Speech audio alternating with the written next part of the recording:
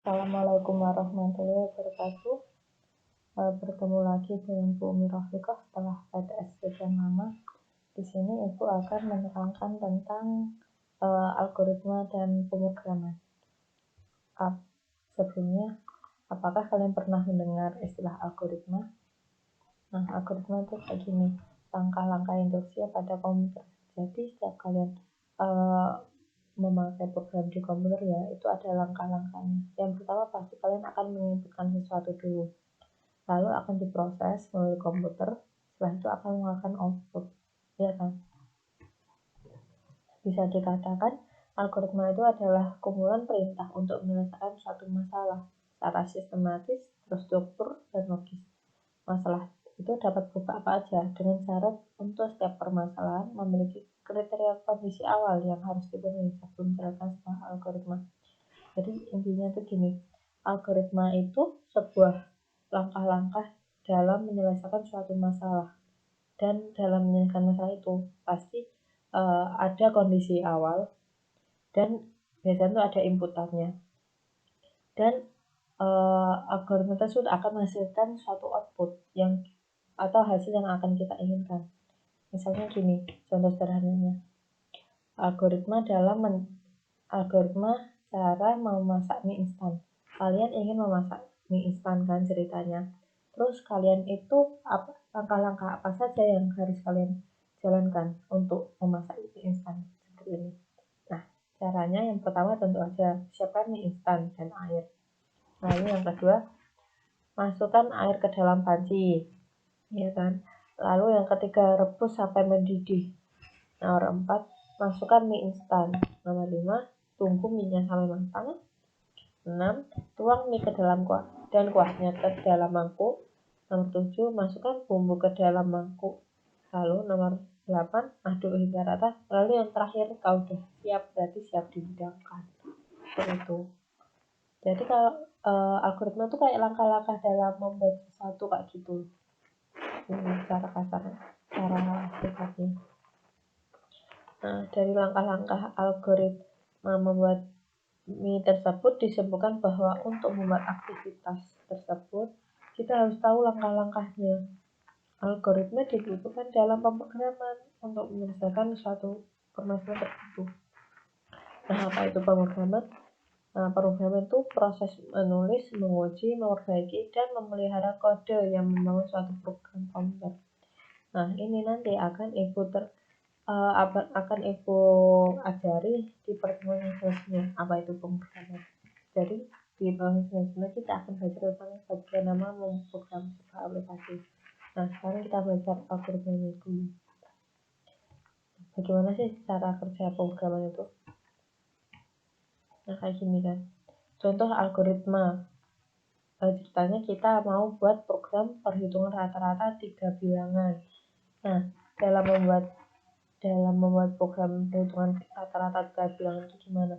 Yang pertama, kita tulis dulu 3 bilangan yang mau kita hitung itu apa. Ya kan, kalau mau hitung sesuatu kita siapkan dulu. Nah, nomor 2, jumlahkan 3 bilangan yang dimasukkan. Nah, setelah ditulis 3 bilangan yang mau dihitung, terus semuanya dijumlahin.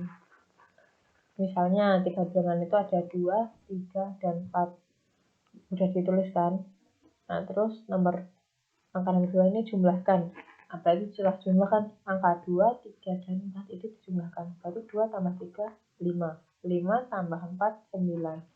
Nah, setelah itu hasil penjumlahan dibagi 3. Nah, tadi kan hasil penjumlahannya kan ada 9. 9 gini ya. Dibagi 3. Dibagi 3 hasilnya berapa? 3. Nah, setelah dapat 3, tampilkan hasil rata-ratanya. Singkat saja ya. Untuk tugas kali ini, Ibu ingin kalian kerjakan secara berkelompok. Dan masing-masing kelompok itu beranggotaan 4 sampai 5 orang. Nah, tugasnya ini, susunlah algoritma permasalahan di bawah ini. Nah, satu kelompok menulis salah satu dari ini. Itu. Lalu kumpulkan minggu depan.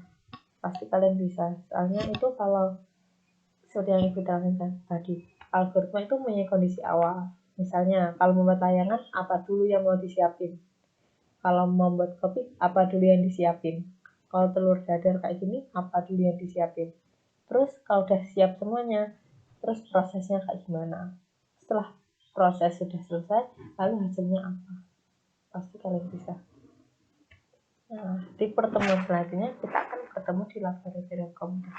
Nah, sebelum kita bertemu di laboratorium komputer, Ibu akan menjelaskan dulu tata tertibnya. Nah, tata tertib di lab komputer itu seperti ini. Nomor 1, dilarang membuat gaduh. Jadi kalau di lab komputer kalian nggak boleh rame kayak gitu ya. Harus tenang, damai. Lalu yang kedua, membuang sampah harus pada tempatnya. Jika kalian main sama teman kalian kayak lempar-lemparan kertas, itu kalau ada sampah harus dibuang di tempat sampah. Wajib menjaga kebersihan laboratorium, jangan mencoret-coret bangku, jangan buat sampah kayak gitu. 4. Wajib merapikan kembali semua peralatan laboratorium yang digunakan. Misalnya kalian habis pakai komputer, pakai keyboard, pakai mouse, itu kalau udah selesai harus dirapikan kembali semuanya, jangan diberantakin. 5. Dilarang membawa pulang peralatan laboratorium. Misalnya kalian pulang terus mau bawa salah satu komputer di laboratorium, itu nggak boleh juga, berat soalnya. Kalau mau pinjam silahkan, tapi di lab aja, jangan dibawa pulang ya. Nah, nomor 5, semua pengunjung laboratorium harus menjaga keamanan inventaris. Jadi misalnya ada peralatan yang ada di laboratorium kayak keyboard, mouse, komputer, CPU, meja, kursi, itu kalian harus jaga baik-baik. Jangan sampai rusak, jangan sampai hilang. Kalau hilang, kalian tuh harus ganti. Dan misalnya satu kelas gak ada yang ngaku, satu kelas tuh harus ganti bareng-bareng. Kayak gitu.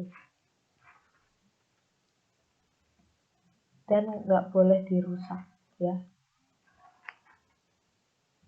Tapi semisal kalian ingin pinjam, misalnya kalian ingin, Bu, saya mau belajar membuat video, Bu, saya mau belajar programming lebih, kayak gitu ya, silahkan.